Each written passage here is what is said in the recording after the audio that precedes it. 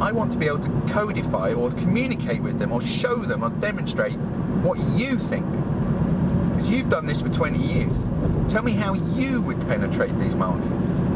Then you show that to the marketing person that you're paying and say, do it better.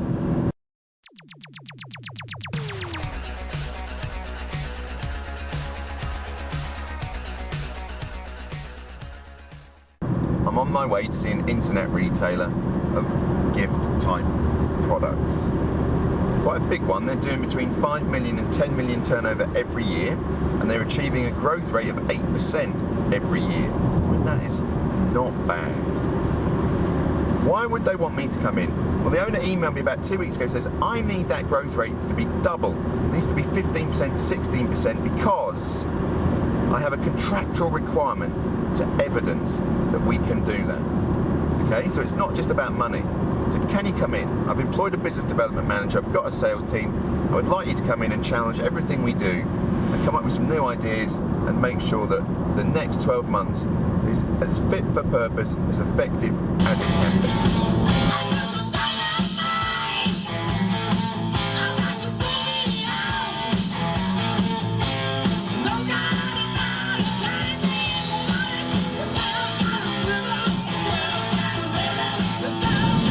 First thing that happened is we revisited the challenge. Increase the pace, the rate of growth from 8% to 15%. And I asked him, the owner, what does that even mean? Quantify it for me. I cannot take on a challenge until I understand precisely what it is. He said, in a 12-month period, so basically let's go to the end of this financial year. What will your turnover be? It's £5 million. Right. Well, now I know something tangible to work with. 8% of £5 million is £400,000. That would be what would happen, we assume, if business as usual took place, because that's what happens every year, 8%. If you keep doing what you're doing, you keep doing it well, you get the same result, 8% growth. You want 15, which means you can't keep doing what you're doing. You need to do something different. You need to do something unusual. Business as unusual. But how much more business? Well, another 7%. So another £350,000 on top of what would have happened organically. Once I know that figure, and we all know that figure, everyone in the room, then we can start talking strategies, because we know the scale of the challenge.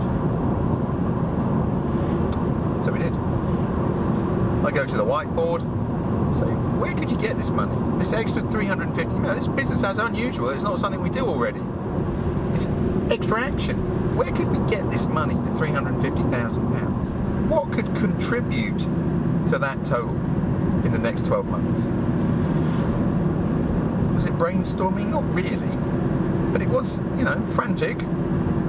Quick, give me another market. So, distributors, international, Scandinavia. Quick, more existing markets. £5,000 to £10,000 spend per year. We don't look after them yet. Right, give me another one. Pretty frantic stuff. And at the end of it, I had 20 bubbles on the whiteboard, all with market opportunities, all of which, if we pursued them, if we invested in them, if we targeted them, they would generate money. But I can't do that. Well, I could. I could target 20 markets, but I'm going to get a 20th impact on each of them.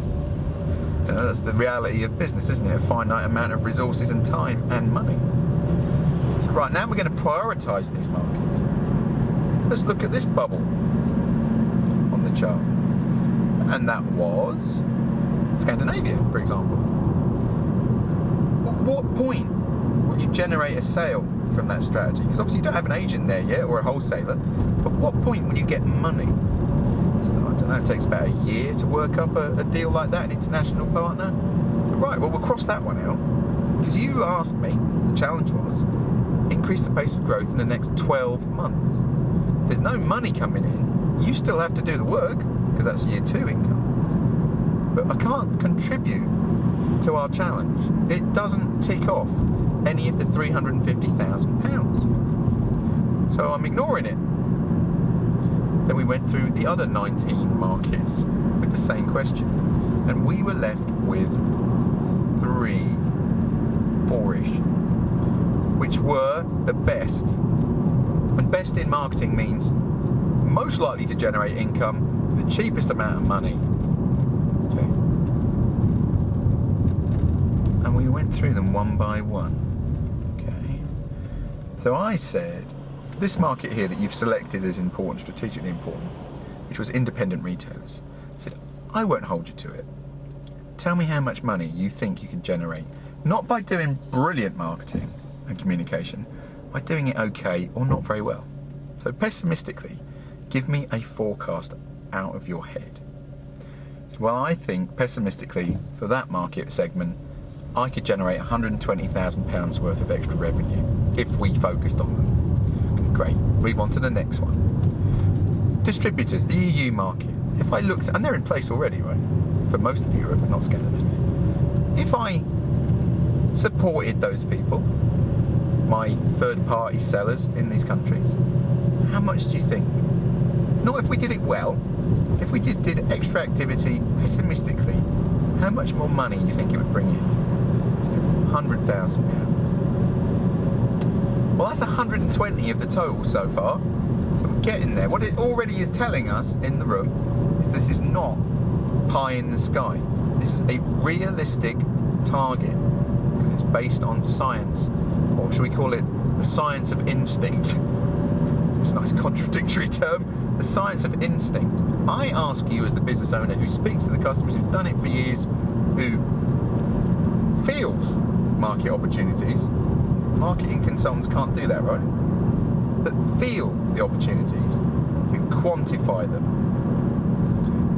And the third market was existing accounts, £5,000 to £9,000. They look after the big ones, but there's this whole segment that get what we'll call just a newsletter. Let's call it that, right? So they don't get nurtured or developed. So, well, if you were pessimistic, if you just communicated with these people and focused on increasing their take-up of the product, how much? So, I don't know, another £100,000? That'll do. £320,000 is the contribution of targeting 3 new markets. That's almost enough for 15%. I said do it pessimistically. If you do it well, you'll smash it. Okay. Then I have to drill it down because the context of the meeting was I am employing a business development manager. And he opened the conversation by saying that he didn't want to do it, really. He didn't say it like that, but I said, this is what I think we should do. I said, well, I'm employing them to tell me how to do it. So I accept that. I accept that. But what we really want, I think, is when they arrive, I want to be able to codify or communicate with them or show them or demonstrate what you think. Because you've done this for 20 years. Tell me how you would penetrate these markets. Then you show that to the marketing person that you're paying. Say, do it better. That's value for money. That's return on investment for a payroll. Which is you take what you would do and you say to them, how could I do it better? Something tangible. So as an example, we did one. And we'll use the retail outlets example. We have a template for this, right? And it's very simple. It says, who's the target market? Independent retailers, multiple sites. What's the contribution we need them to make? £120,000 in the next 12 months. Who's the primary contact? Who's the person who decides that they're going to buy a product? Businesses of that scale, it's the buyer. Who influences that person? Who is the person they listen to?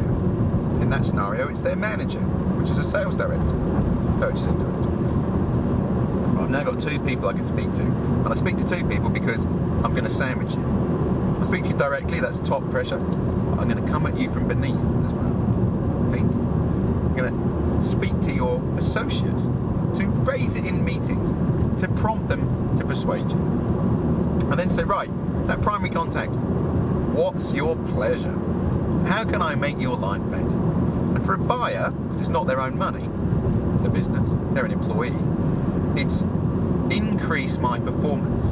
And in a retailer, that is income per square foot. It's a space issue, retail, right? Physical retail. Income per square foot.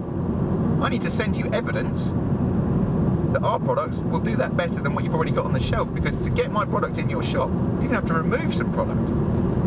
But I must talk your language. Income per square foot. So you can compare. Then I'm going to think, what's your pain? Why wouldn't you do it? How can I make your life safer? And in a buyer's world, that's picking the wrong product. Or as, the person I was speaking to said, making a duff choice. So I need to provide evidence, case study material, testimonial, that you're making the right choice.